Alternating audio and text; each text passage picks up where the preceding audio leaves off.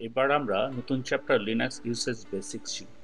শুরু করার আগে আমরা লাস্ট ক্লাসে যা শিখেছিলাম তা ব্রিফলি রিভিউ করব। লাস্ট ক্লাসে আমরা লিনাক্স প্রিন্সিপাল শিখেছিলাম। লিনাক্সের প্রধান পাঁচটি প্রিন্সিপাল হলো: number 1, everything is a file; number 2, small single purpose programs; number 3, ability to change program together to perform complex tasks; number 4, avoid captive user interface; and number 5, configuration data stored in text. এই পাঁচটি principal মনে রাখতে পারলে আমাদের Linux শেখা খুবই সহজ হয়ে যাবে। নতুন চ্যাপ্টার লিনাক্স ইউজার্স বেসিক্সে আমরা পাঁচটি বিষয় নিয়ে আলোচনা করব, যেমন logging into Linux system, changing your password, the root user, changing identities, and editing text file. Logging into a Linux system. Linux system আমরা দুইভাবে লগ ইন করতে পারি। একটি হলো গ্রাফিক্যাল ইউজার ইন্টারফেস আর একটি হলো ভার্চুয়াল ইন্টারফেস। প্রথমে সিস্টেম বুট করে গ্রাফিক্যাল ইউজার ইন্টারফেসে ইউজার নেম এবং পাসওয়ার্ড দিয়ে লগ ইন করতে হয়। যদি আমাদের সিস্টেমে এক্স উইন্ডোজ না থাকে তাহলে আমরা লগ ইন ইন্টারফেস পাবো না, তখন ক্যারেক্টার ইউজার ইন্টারফেসে ইউজার নেম এবং পাসওয়ার্ড দিয়ে লগ ইন করতে হবে। আর ধরুন আপনি গ্রাফিক্যাল ইউজার দিয়ে লগ ইন করছেন কিন্তু আপনি চাচ্ছেন ভার্চুয়াল ইন্টারফেসে সুইচ করবেন, তাহলে আপনাকে কন্ট্রোল অল্টার F1 একসাথে চাপতে হবে। এভাবে ফাংশন 1 থেকে ফাংশন 6 পর্যন্ত আপনি 6টি ভার্চুয়াল টার্মিনাল পাবেন। আর ভার্চুয়াল ইন্টারফেস থেকে গ্রাফিক্যাল ইউজার ইন্টারফেসে সুইচ করতে আপনাকে কন্ট্রোল ওয়াটার F7 একসাথে চাপতে হবে। তাছাড়া আপনি আপনার প্রয়োজন অনুযায়ী যত খুশি ভার্চুয়াল টার্মিনাল তৈরি করে নিতে পারবেন। আপনি যখন লিনাক্স সিস্টেমে লগ ইন করবেন আপনাকে একটি হোম ডিরেক্টরি দেওয়া হবে যেখানে আপনি আপনার পার্সোনাল ফাইল রাখতে পারবেন। বাই ডিফল্ট আপনি অন্য কোনো ডিরেক্টরিতে লিখতে পারবেন না। একটি নতুন ইউজারের হোম ডিরেক্টরি হলো /home/username। আমরা অন্যভাবেও লগ ইন করতে পারি, তা হলো রিমোট লগ ইন। আমরা অন্য সিস্টেম থেকে ইউজার নেম এবং পাসওয়ার্ড দিয়ে গ্রাফিক্যাল বা ক্যারেক্টার ইউজার ইন্টারফেস দিয়ে রিমোটলি লগ ইন করতে পারি। আমরা আস্তে আস্তে এগুলো সবই শিখব। চলুন এবার দেখি কিভাবে আমরা গ্রাফিক্যাল ইউজার ইন্টারফেস এবং ক্যারেক্টার ইউজার ইন্টারফেসে লগ ইন করতে পারি এবং কিভাবে আমরা গ্রাফিক্যাল ইউজার ইন্টারফেস থেকে ভার্চুয়াল টার্মিনাল অথবা ক্যারেক্টার ইউজার ইন্টারফেসে সুইচ করতে পারি, অথবা ক্যারেক্টার ইউজার ইন্টারফেস থেকে গ্রাফিক্যাল ইউজার ইন্টারফেসে সুইচ করতে পারি।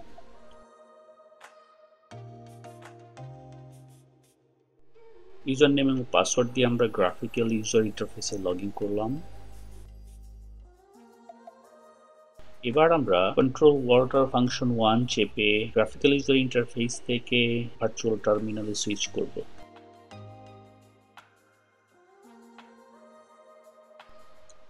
এখানে আমরা রুট ইউজার দিয়ে লগ ইন করব, দেন কন্ট্রোল ওয়াটার ফাংশন 2 দিয়ে ভার্চুয়াল টার্মিনাল 2তে সুইচ করব। এখন উডিন দিয়ে লগ ইন করব এবং কিছু কমান্ড চালাবো, দেন কন্ট্রোল ওয়াটার ফাংশন 3 দিয়ে আমরা ভার্চুয়াল টার্মিনাল 3তে সুইচ করব। এখানে দেখুন উপরের TTY কিন্তু বারবার চেঞ্জ হচ্ছে।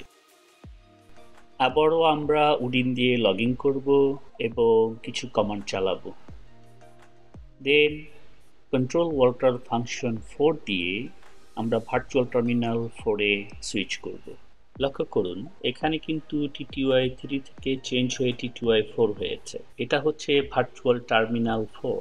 আমরা এখানে দেখব এখানে কতজন ইউজার লগ ইন করে আছে এবং ফাইনালি আমরা কন্ট্রোল ওয়াটার ফাংশন 7 চেপে আমরা গ্রাফিক্যাল ইউজার ইন্টারফেসে সুইচ করব। এখন আমরা দেখব কিভাবে মাল্টিট্যাব টার্মিনাল ওপেন করে কমান্ড চালানো যায় এবং কিভাবে রিমোটলি লগ ইন করা যায়। টার্মিনাল ওপেন অবস্থায় কন্ট্রোল-শিফট-টি চাপলে নতুন একটি ট্যাব ওপেন হবে। আমরা যতবারই কন্ট্রোল-শিফট-টি চাপব ততবারই নতুন নতুন ট্যাব ওপেন হবে এবং আমরা নতুন নতুন ট্যাবে একই সাথে অনেকগুলো কমান্ড চালাতে পারব। এখন আমরা এই সিস্টেমের আইপি অ্যাড্রেস জানব যেন অন্য একটি সিস্টেম থেকে রিমোটলি এই সিস্টেমে লগ ইন করতে পারি।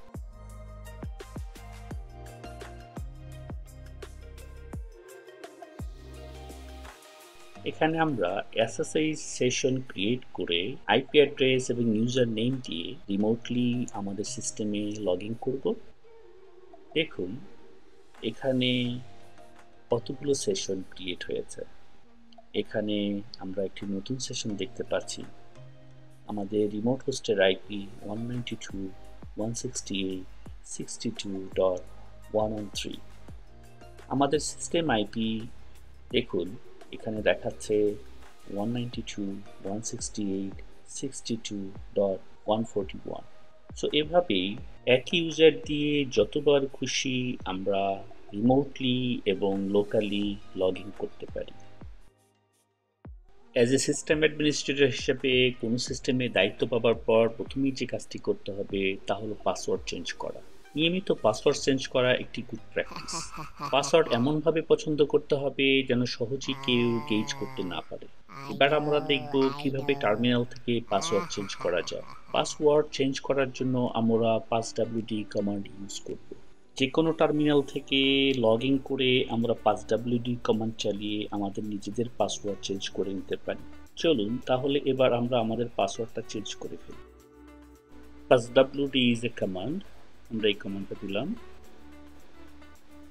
এবার কারেন্ট পাসওয়ার্ডের প্রম্পট আসবে, আমরা কারেন্ট পাসওয়ার্ড টাইপ করব এবং new password and again we type new password, then done. It's very easy. The root user. Root user হলো লিনাক্স সিস্টেমের সুপার ইউজার। এটা হলো স্পেশাল অ্যাডমিনিস্ট্রেটিভ অ্যাকাউন্ট। এই ইউজার লিনাক্স সিস্টেমের অলমোস্ট সকল ক্ষমতার অধিকারী এবং এই ইউজার ইউজ করে এই সিস্টেমের যে কোনো ক্ষতি করা সম্ভব। এমনকি ভুল করে কোনো কমান্ড ব্যবহার করে আনলিমিটেড ড্যামেজ করা সম্ভব। তাই সহসা আমাদের এই ইউজার দিয়ে লগ ইন করা উচিত নয় যতক্ষণ না কোনো জরুরি প্রয়োজন না হয়। Changing identities. লিনাক্স সিস্টেমে কাজ করার সময় আমাদের রুট ইউজার প্রিভিলেজ প্রয়োজন হয়, যে কারণে আমাদের ইউজার আইডি চেঞ্জ করারও প্রয়োজন হয়। এখানে আমরা তিনটি ইম্পর্টেন্ট কমান্ড সম্পর্কে জানব।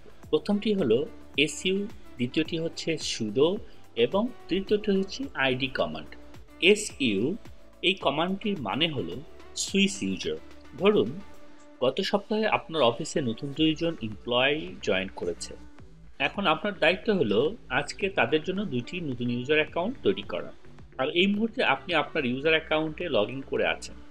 এই কাজ সম্পন্ন করার জন্য সর্বপ্রথম আপনাকে দেখতে হবে সিস্টেমে আপনার কোন ধরনের প্রিভিলেজ আছে।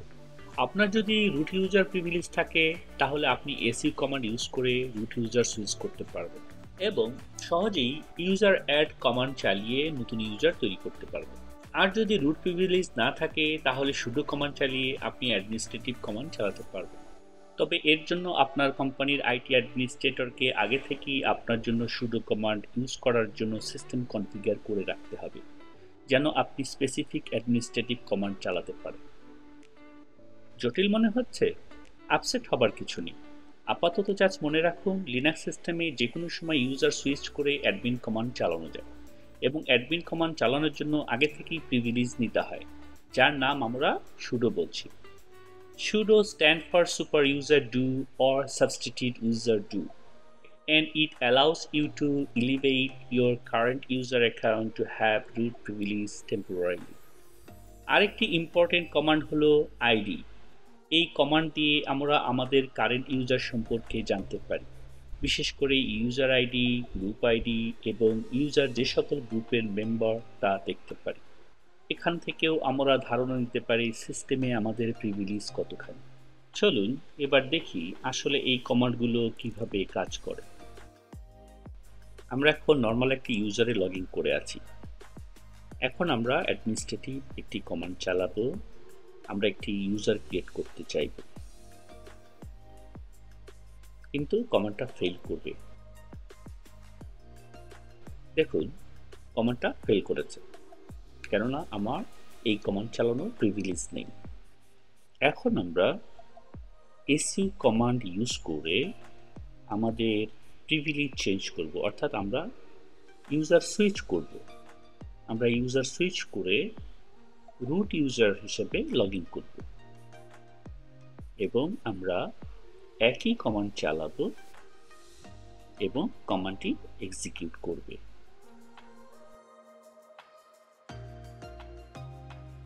দেখুন কমান্ডটি এক্সিকিউট করেছে। এখন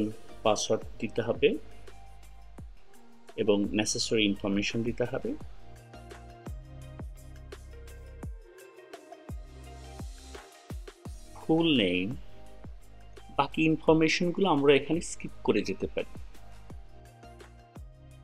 আমরা বাকি ইনফরমেশনগুলোকে স্কিপ করে যাব।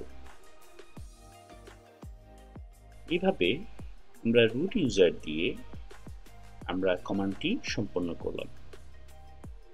তো সিস্টেমে যদি আমাদের রুট ইউজারের প্রিভিলেজ থাকে, তাহলে আমরা যে কোনো নর্মাল ইউজার থেকে সু কমান্ড দিয়ে আমরা ইউজার আইডি চেঞ্জ করে আমরা অ্যাডমিনিস্ট্রেটিভ কমান্ড চালাতে পারি। দেখুন এখানে জ্যান নামে নতুন একটা ইউজার তৈরি হয়েছে, আমরা হোম ডিরেক্টরিতে তা দেখতে পাচ্ছি। আমরা এখন নতুন একটা ট্যাব ওপেন করব। আমরা আগেই শিখেছিলাম Ctrl+Shift+T দিয়ে টার্মিনালে নতুন ট্যাব ওপেন করা যায়। এখন আমরা নর্মাল একটা ইউজার থেকে আমরা sudo কমান্ড দিয়ে আমরা একই অ্যাডমিনিস্ট্রেটিভ কমান্ড এক্সিকিউট করব। sudo হচ্ছে এমন একটি কমান্ড যা দিয়ে আমরা সাময়িকভাবে আমরা অ্যাডমিনিস্ট্রেটিভ কমান্ড চালাতে পারি। এবার একই কমান্ড আমরা যেটাতে ফেল করেছিলাম সর্বপ্রথম, সেই কমান্ডটি আমরা sudo ইউজ করে আমরা এক্সিকিউট করতে পারছি। দেখুন কমান্ডটি এক্সিকিউট হয়েছে। এখানে একইভাবে আমাদেরকে পাসওয়ার্ড দিতে হবে, তারপর নেসেসারি ইনফরমেশন।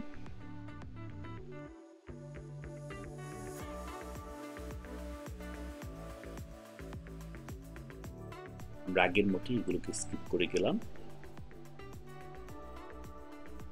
এভাবেই আমরা sudo কমান্ড দিয়ে সাময়িকভাবে আমরা কমান্ড এক্সিকিউট করতে পারি। দেখুন নতুন একটি ইউজার ক্রিয়েট হয়েছে, জন নামে নতুন একটা ইউজার আমরা দেখতে পাচ্ছি হোম ডিরেক্টরির মাঝে। এবার আমরা আইডি কমান্ড সম্পর্কে জানব। ID command is a very important command.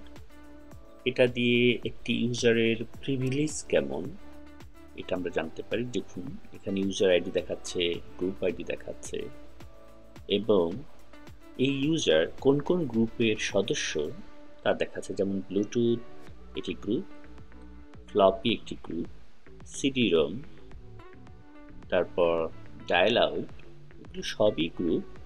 আর এই উডিন ইউজার এইসব গ্রুপের সদস্য। এখানে এলপি অ্যাডমিন এটা একটা গ্রুপ, সুডো একটি গ্রুপ। এই সুডো গ্রুপের সদস্য হওয়ার কারণেই কিন্তু আমরা সুডো কমান্ডটি এক্সিকিউট করতে পারি। এবার আমরা নেক্সট চ্যাপ্টারে how to edit text file in Linux system অর্থাৎ লিনাক্স সিস্টেমের টেক্সট এডিটর সম্পর্কে জানব। Editing text files. এবার আমরা শিখব কিভাবে আমরা লিনাক্স সিস্টেমে লিখতে পারি অথবা কনফিগারেশন ফাইল এডিট করতে পারি, এবং বাই ডিফল্ট কোন কোন এডিটর লিনাক্স সিস্টেমে পেতে পারি। এর মধ্যে যেমন ন্যানো, gedit এবং ভিম অলমোস্ট সকল লিনাক্স ডিস্ট্রিবিউটরেই আমরা দেখতে পাবো। ন্যানো হলো সবচেয়ে কমন এডিটর, এটা অনেকটা সহজ, বাট আমার ব্যক্তিগত পছন্দ হলো ভিম। কোনো ডিস্ট্রিবিউটরে বাই ডিফল্ট ভিম না থাকলে আমি এটাকে ইনস্টল করে দিই, আর কোনো কারণে ইনস্টল করতে না পারলে তবেই ন্যানো ইউজ করি। এই চ্যাপ্টারে আমরা ন্যানো, gedit এবং ভিমের বেসিক শিখব। সামনের ক্লাসগুলোতে ভিম নিয়ে একটি পুরো চ্যাপ্টারই রয়েছে, তখন আমরা এটাকে ভালোভাবে শিখব। যেহেতু আমাদেরকে টেক্সট বেস কনফিগারেশন ফাইল নিয়ে কাজ করতে হবে, সেহেতু টেক্সট এডিটর ভালোভাবে জানতে হবে, যেন আমরা সহজেই একটি কনফিগারেশন ফাইল এডিট করে প্রোগ্রাম কনফিগার করতে পারি। তাই আমরা এখানে ন্যানো, gedit এবং ভিম সংক্ষেপে দেখছি কিভাবে নতুন ফাইল তৈরি করা, ফাইল ওপেন করা, কিছু এডিট করা এবং সেভ করা যায়। চলুন তাহলে লিনাক্স কমন এডিটরগুলোর সাথে পরিচিত হওয়া যাক।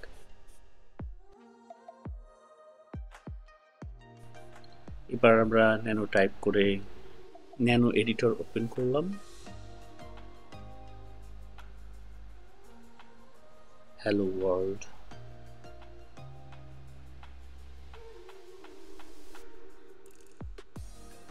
We are learning খালি লিনাক্স।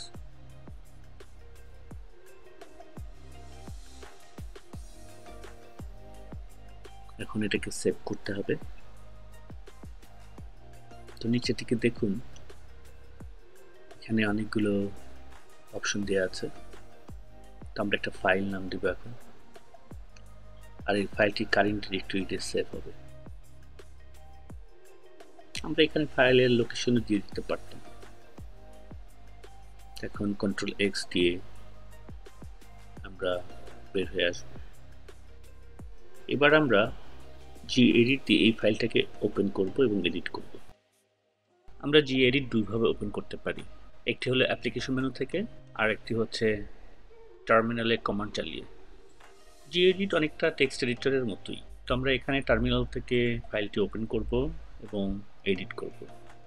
আমরা প্রথমে gedit কমান্ড দিলাম, তারপরে আমরা আর্গুমেন্ট দিচ্ছি ফাইল নেম। তো এখানে আমরা টাইপ করব we are editing our file by gedit।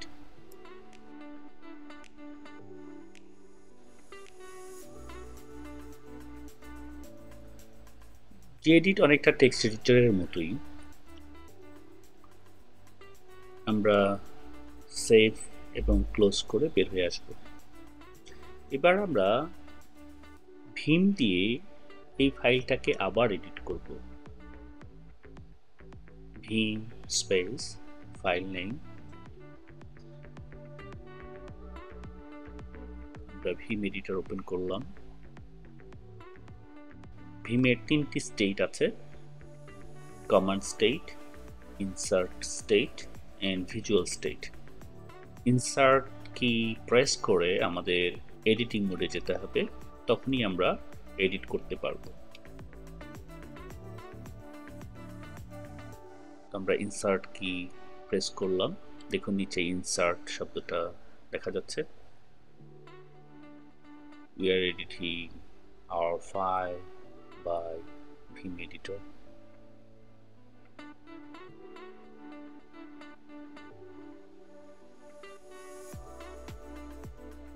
আমরা যখন ফাইলটি সেভ করব, তখন আমাদেরকে যা করতে হবে, প্রথমে আমাদেরকে এস্কেপ চাপতে হবে, তাহলে এটা কমান্ড মোডে চলে যাবে। দেন আমরা শিফট কোলন চেপে ডাব্লিউ প্রেস করব, দেন ফাইলটা রাইট হয়ে যাবে। Then again shift colon Q চেপে আমরা ফাইল থেকে বের হয়ে আসতে পারবো। তো আমরা যেহেতু ভিম নিয়ে পরবর্তীতে বিশদ আলোচনা করব, তো আজকের মতো এই পর্যন্তই। এবার আমরা এই চ্যাপ্টারের সংক্ষিপ্ত সাম আপ করব।